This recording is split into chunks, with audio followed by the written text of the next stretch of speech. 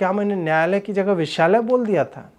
उसे न्यायालय ही समझा जाए, गुस्से में इधर उधर निकल जाता हूँ। दोनों पर्यायवाची थोड़े ही हैं, दलाली दोनों जगह चलती है तो क्या हुआ, थोड़ा सा इतना तो चलता है। इस सर्वे को देखने के बाद मैंने तो आज से ही जीभ पर सांप से डसवाने की प्रक्रिया आरंभ कर दी है। मेरा मतलब वामपंथनों को टंग एक्शन देना नहीं है, कृपया इस तरह की अश्लील बातें ना सोचें। कई बार पत्थरों का भार अधिक होने के कारण कुछ उत्साही युवा उसे दूर तक नहीं फेंक पाते। स्टोन क्रशर लगने से बच्चे, किशोर, युवा और बुजुर्ग समेत लड़कियों और स्त्रियों के लिए अलग अलग आकार और भार के पत्थर बनाए जा सकते हैं, ताकि वैज्ञानिक तौर पर हर व्यक्ति बंगाल के कश्मीरीकरण में अपना समुचित सहयोग दे सके। जीबी रोड की अंतहीन सड़क पर जाने की उनको कोई आवश्यकता नहीं रही, क्योंकि जो कार्य वहां की वेश्याएं अपना शरीर बेचकर करती है, वही कार्य कुछ पत्रकार अपना जमीर बेचकर कर लेते हैं।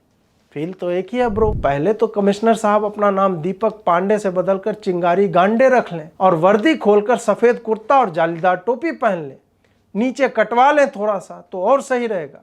पायजामे की बात कर रहा हूं मैं। साप्ताहिक बकैती के 5वें एपिसोड का आरंभ माननीय सर्वोच्च और उच्च न्यायालयों के युग प्रवर्तनकारी निर्णयों से करेंगे।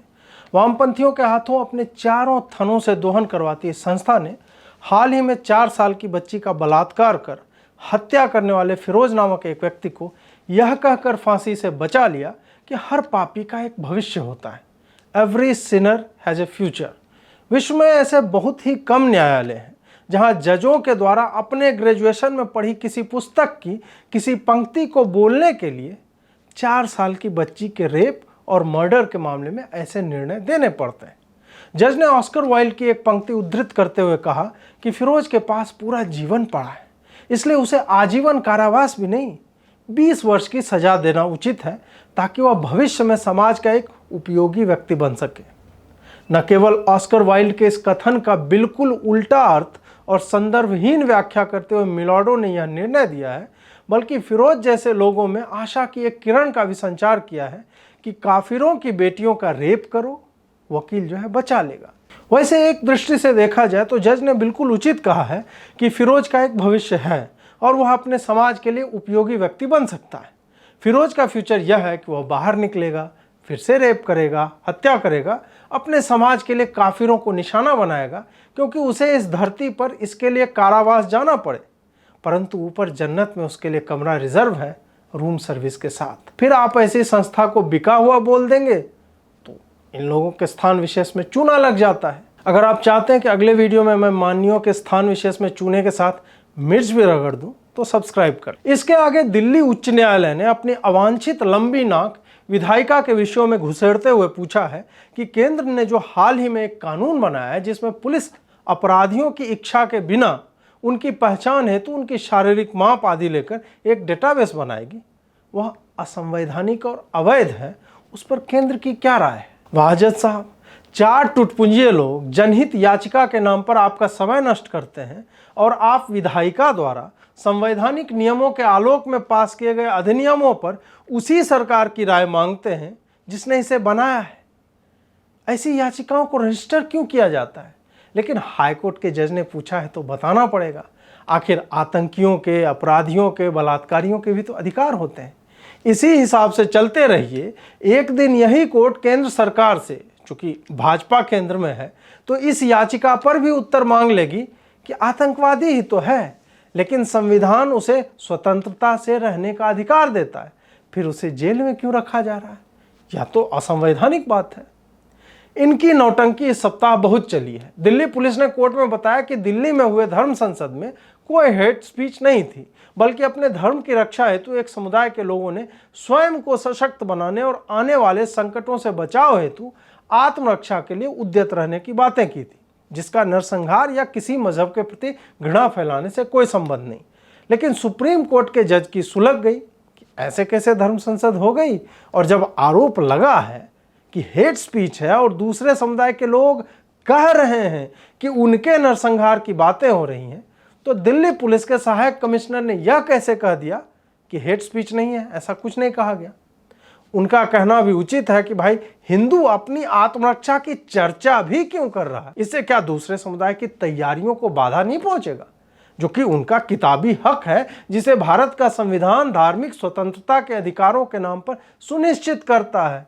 आप एक समुदाय की सामूहिक आकांक्षा का दमन कैसे कर सकते हैं, जबकि हम गांधी जी के देश में रहते हैं, जहां उन्होंने कहा था कि अगर अब्दुल गर्दन काटना चाहता है हिंदुओं का तो हिंदुओं को कटवा लेना चाहिए। वहीं जहांगीरपुरी में अपनी परंपरा को बनाए रखते हुए सर्वोच्च वेश्यालय से समाचार आए कि अतिक्रमण करने वाले व्यक्तियों पर जो बुलडोजर चल रहे हैं उन्हें रोका जाए। बुलडोजर वाले रुके नहीं, चलाते रहे, यह कहकर कि उन्हें तो ऐसा कोई आदेश आया ही नहीं है। यह बात वामपंथियों को पता थी कि ऐसा होगा, अतः उन्होंने एक वकील को कोर्ट में रखा और एक बड़ी बिंदी वाली वामपंथन को जहांगीरपुरी भेज दिया कि इधर से स्टे आए, उधर तुम कह देना कि रोको काम। वृंदा करात वहां पहुंचकर बोलने लगी कि वो यहां सुप्रीम कोर्ट के आदेश का पालन करवाने आई हैं। वामपंथनों की स्थिति देश में खराब चल रही, यह तो मुझे ज्ञात था, लेकिन वृंदा करात सुप्रीम कोर्ट की चपरासन बन जाएगी, यह मैंने नहीं सोचा था। वामपंथनों के पास पैसे कमाने के कई और तरीके हैं।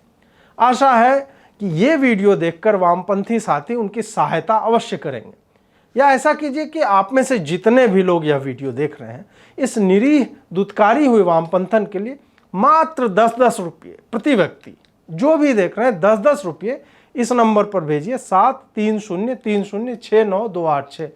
मैं लेनिन और माओ की कसम खाकर कहता हूं कि मैं वो वृंदा करात तक बिल्कुल पहुंचा दूंगा। ओ, क्या मैंने न्यायालय की जगह विश्यालय बोल दिया था? उसे न्यायालय ही समझा जाए। गुस्से में इधर उधर निकल जाता हूं। दोनों पर्यायवाची थोड़े ही हैं, दलाली दोनों जगह चलती है तो क्या हुआ, थोड़ा सा इतना तो चलता है। माई नामक एक टीवी सीरीज का एक दृश्य आजकल चर्चा में आ गया है। पुत्री की मृत्यु के बाद मां अपने अतिथियों के लिए चाय बना रही है। कई जगहों पर अपनी जड़ों से कटे वोक मिलेनियल्स और वामपंथी कूड़ मगज हिंदुओं को यह बताते फिर रहे हैं कि देखो बेचारी को शोक मनाने भी नहीं दिया, चाय बनवा रहे हैं।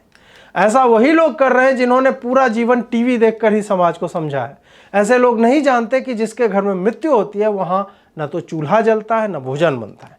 लेकिन ऐसी जनता जिसे लगता है कि दूध गाय नहीं देती, वो तो मदर डेयरी से आता है ना, और पानी धरती से नहीं फ्रिज से निकलता है, उन्हें कहां से पता होगा कि शोक संतप्त परिवार कैसा दिखता है। भाजपा अध्यक्ष जेपी नड्डा ने टाइम्स नाउ को दिए गए एक साक्षात्कार में बताया कि भाजपा और भगवा एक दूसरे के पर्याय नहीं है। भाजपा का अर्थ है सबका साथ, सबका विश्वास, सबका विकास और सबका प्रयास। मुझे नहीं लगता कि हाल के समय में भाजपा का रवैया हिंदुओं को लेकर जैसा रहा है, उन्हें यह बताने की आवश्यकता थी कि भाजपा और भगवा अलग अलग है।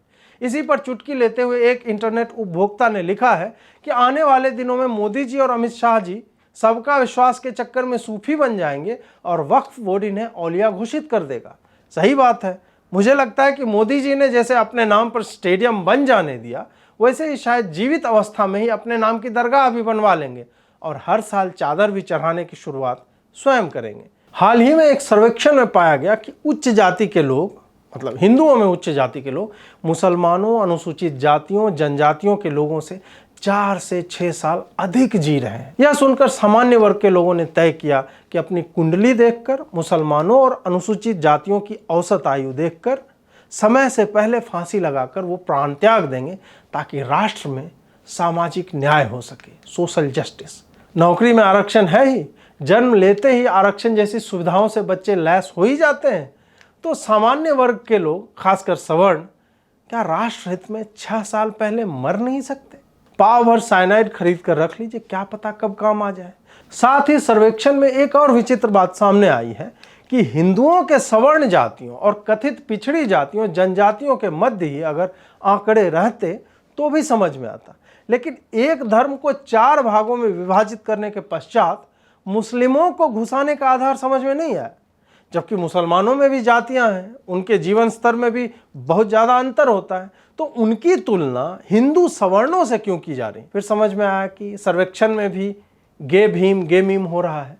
वैसे कमाल की बात यह है कि इस सर्वे में यह नहीं बताया गया कि ब्राह्मणों ने मुसलमानों और पिछड़ी जातियों का भोजन हड़प्पा काल से ही छीन कर खाया है, जिसके कारण उनकी आयु हर वर्ष घटती जा रही है और मनुस्मृति में भी ऐसा लिखा हुआ है। इस सर्वे को देखने के बाद मैंने तो आज से ही जीभ पर सांप से डसवाने की प्रक्रिया आरंभ कर दी है। मेरा मतलब वामपंथनों को टंग एक्शन देना नहीं है, कृपया इस तरह की अश्लील बातें ना सोचें। ममता दीदी ने हाल ही में अडानी जैसे उद्योगपतियों से हाथ मिलाया और राज्य के गवर्नर महोदय को कहा कि आप केंद्र सरकार को बता दें कि वो अलग अलग एजेंसियों के माध्यम से उद्योगपतियों को परेशान न करें। उनके इस कथन के बाद मुझे इंटरनेट पर यह चित्र प्राप्त हुआ जिसमें सिंगूर और सानंद की भूमि दिख रही है। वैसे सिंगूर में पत्थरों का इतना फैलाव देखकर मुझे याद आ गया कि ये भी तो एक उद्योग ही लगाया ममता जी ने बंगाल में। नैनो की फैक्ट्री रहती तो क्या होता। उदाहरण के लिए यह चित्र देखिए कि गुजराती व्यवसायी ने कश्मीर में पत्थर बेचकर करोड़ों कमा लिए। बंगाल भी तो कश्मीर जैसे स्वर्ग में बदल रहा है। स्टोन क्रशर का प्लांट लगवा दे अडानी तो सही रहेगा, नहीं तो कई बार पत्थरों का भार अधिक होने के कारण कुछ उत्साही युवा उसे दूर तक नहीं फेंक पाते। इससे युवक युवतियों के संवैधानिक अधिकारों का हनन तो हो ही रहा है, साथ ही वांछित फल न मिलने के कारण उनकी शक्ति का भी दुरुपयोग हो रहा है। स्टोन क्रशर लगने से बच्चे, किशोर, युवा और बुजुर्ग समेत लड़कियों और स्त्रियों के लिए अलग अलग आकार और भार के पत्थर बनाए जा सकते हैं ताकि वैज्ञानिक तौर पर हर व्यक्ति बंगाल के कश्मीरीकरण में अपना समुचित सहयोग दे सके। जैसे कि इस छायाचित्र को देखा जाए जहां पर शोभा यात्रा की प्रतीक्षा करते हुए एक वयस्क की फोटो है। आप ही बताइए कि पत्थरों की कमी के कारण कोई शोभा यात्रा डीजे बजाते हुए निकल जाए तो जहांगीरपुरी समेत 7 अन्य राज्यों में जो रामनवमी के समय में सुनियोजित हिंसा हुई है उन लोगों को कितना बुरा लगेगा कि तैयारी थी, मूड भी था, मौलवी जी ने भाषण भी किया था, लेकिन सही साइज के पत्थरों की अनुपलब्धता ने सारा खेल चौपट कर दिया। एक समाज के तौर पर हम कहां जा रहे हैं? हमें इस सिख भाई से सीखना चाहिए कि कैसे दंगों के दौरान कंधे की मांसपेशियों में खिंचाव आ जाने पर इन्होंने इस नवयुवक की सेवा शुश्रूषा की और फिट बनाकर तुरंत ही तैयार कर दिया अगले राउंड के लिए। सामाजिक सौहार्द की नई मिसाल गढ़ी जा रही। टाइम्स ऑफ इंडिया की एक रिपोर्ट के अनुसार रणवीर कपूर विवाह के 2 दिन बाद ही कार्य करने चले गए। उनकी माताजी भी 2 दिन बाद काम पर लग गई। जबकि इस विवाह के कारण सौर परिवार समेत आकाशगंगा और इस ब्रह्मांड में हुए परिवर्तन से वापसी में कम से कम 1.5 वर्ष का समय तो ब्रह्मा जी को भी लग जाएगा। फिर रणवीर स्वयं सामान्य कार्य करने लगे।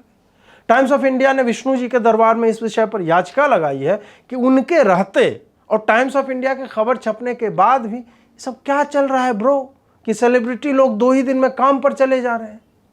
पिछले सप्ताह नाइजीरिया में ईस्टर उत्सव के मध्य एक छात्र ईसा मसीह बनकर सूली पर चढ़ा और फिसलकर गिर गया, जिससे उसकी मृत्यु हो गई।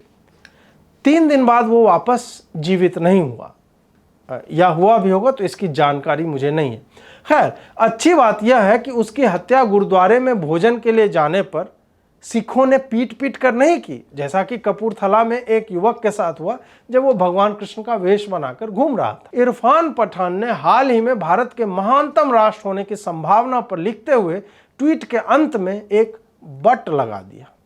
बट के बाद कुछ न लिखना एक तो फट्टू होने की स्पष्ट निशानी है। दूसरी बात यह भी है कि आजकल विमल से अक्षय और फिल्मों से खानों को ऐसे ऐसे झटके लग रहे हैं कि पूरी बात लिखने पर वो उसी जगह पे पहुंच जाएगा जहां से उसने क्रिकेट खेलना आरंभ किया था। इस ट्वीट को पढ़ने के बाद क्रिकेटर अमित मिश्रा ने यह लिखा कि वाकई भारत में महानतम राष्ट्र होने की संभावना तो है, लेकिन यह तब ही संभव है जब कुछ लोग यह माने कि भारत का संविधान ही वह पहली पुस्तक है जिसका अनुसरण किया जाना चाहिए।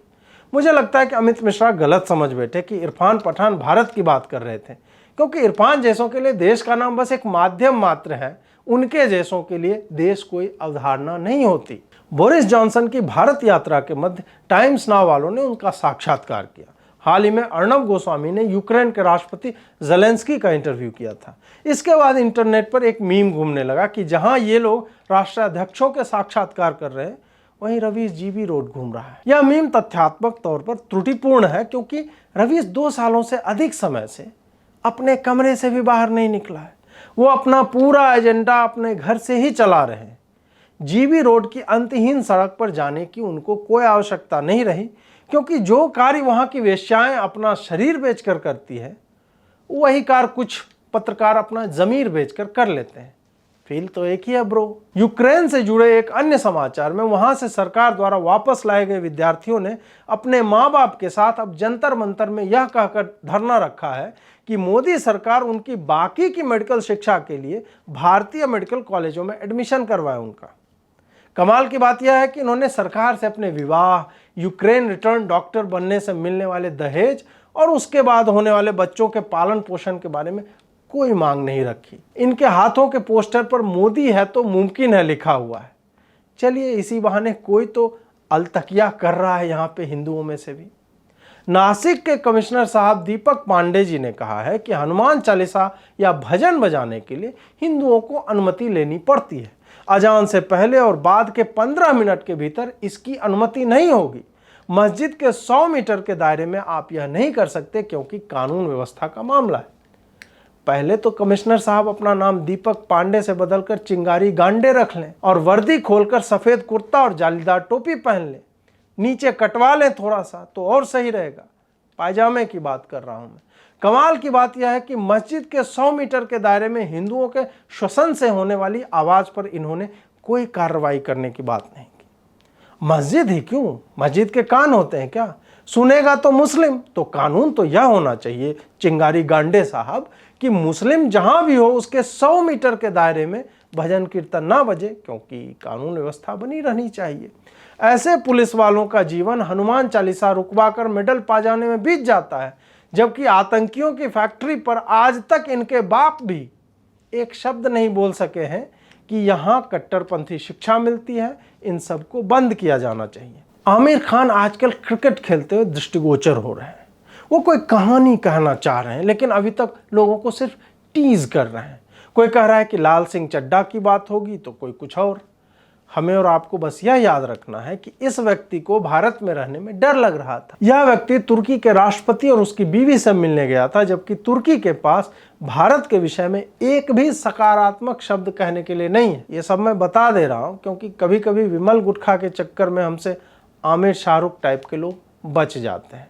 गुटखे से याद आया कि जुबा केसरी अजय देवगन से जब पूछा गया कि वो क्यों कर रहे हैं यह विज्ञापन, तो उन्होंने कहा कि वो तो इलायची का ऐड करते हैं। सामने वाले ने यह नहीं पूछा कि कौन सी इलायची है जिससे जुबा केसरी हो जाती है, या यह कि केसर इतना सस्ता कैसे हो गया कि इलायची में मिलाकर जुबा केसरी कर दे, वह भी 10 रुपये में।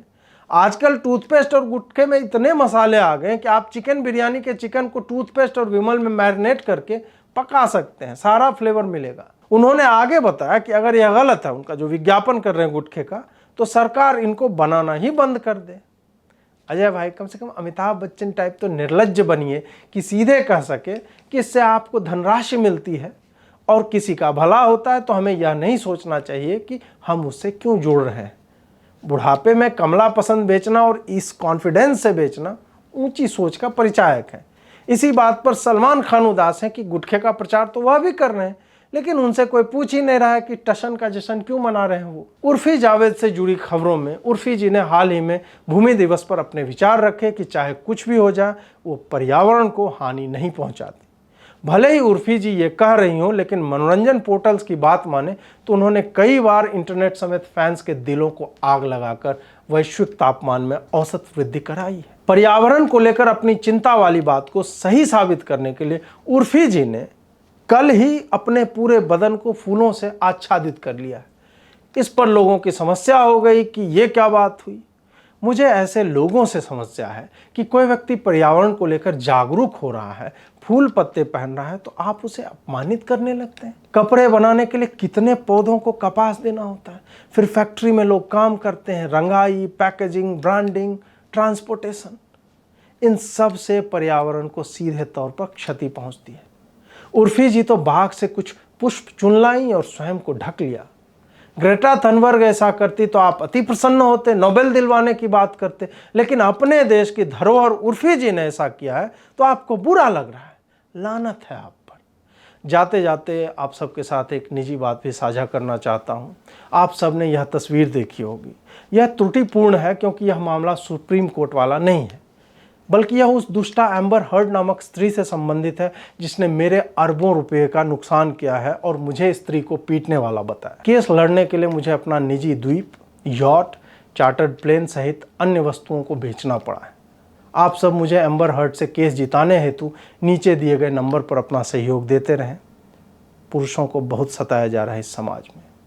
इस सप्ताह के लिए इतना ही। अगर आपको अच्छा लगा तो शेयर करें। जुड़ने के लिए आभार। नमस्कार।